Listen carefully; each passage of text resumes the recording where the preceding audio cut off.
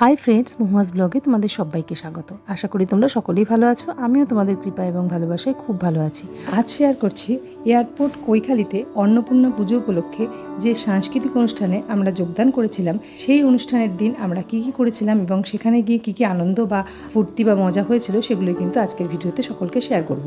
আর এই অনুষ্ঠানে যোগদান করতে পারার জন্য যাদের প্রতি আমি কৃতজ্ঞ তারা হলেন শ্রীমতী অঞ্জলি বেলেল আন্টি এবং শ্রীমতী অরুণা রায় মজুমদার আন্টি। ওনাদের দুজনের আহ্বানে কিন্তু আমরা ওই অনুষ্ঠানে যোগদান করতে পেরেছিলাম। শুধু আমি নয়, আমার গানের স্কুলের সকলেই। সবার পক্ষ থেকে ওনাদের জানাই অনেক অনেক ধন্যবাদ। অনুষ্ঠানের দিন রেডি হয়ে আমি এবং আমার হাজবেন্ড দুজনে মিলে প্রথমে টোটো ধরে ভিআইপি বাস স্ট্যান্ড পৌঁছালাম। তারপর বাস স্ট্যান্ড থেকে বাস ধরে পৌঁছালাম কৈখালি।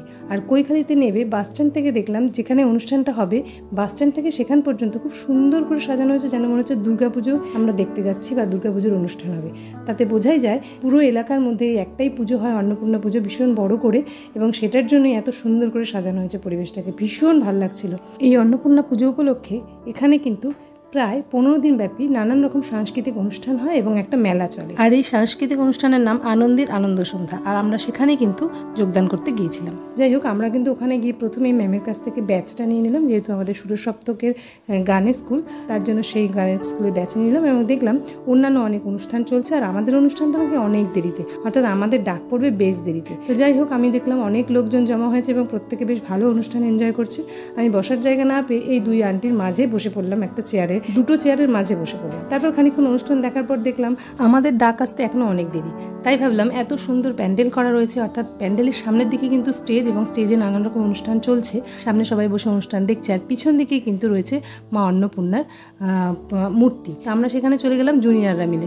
সিনিয়ররা অলরেডি বসে পড়েছিল, তাই তারা আর উঠলো না। আমরা এখানে যারা জুনিয়র ছিলাম আমরা ব্যাচে, তারাই কিন্তু এখানে আসলাম। আমি এবং আমার একটা ছোট্ট বোন, এখানে দেখো অম্বালিকা, আর আমার হাজবেন্ড, সঙ্গে আরও দুইজন ছোট ছোট ভাই, তারা সবাই এখানে চলে আসলাম। এখানে এসে প্রথমে প্যান্ডেলে মায়ের মূর্তি দেখে নিলাম, বেশ কিছু ফটো ভিডিও তুলে খানিকক্ষণ বিশ্রাম করলাম। ওখানে বেশ পাখা চলছিল, খুব ভালো লাগছিল, গরম থেকে গিয়েছিলাম, বেশ ভালো লাগছিল। তারপর ভাবলাম মেলাটাও একটু ঘুরে আসি।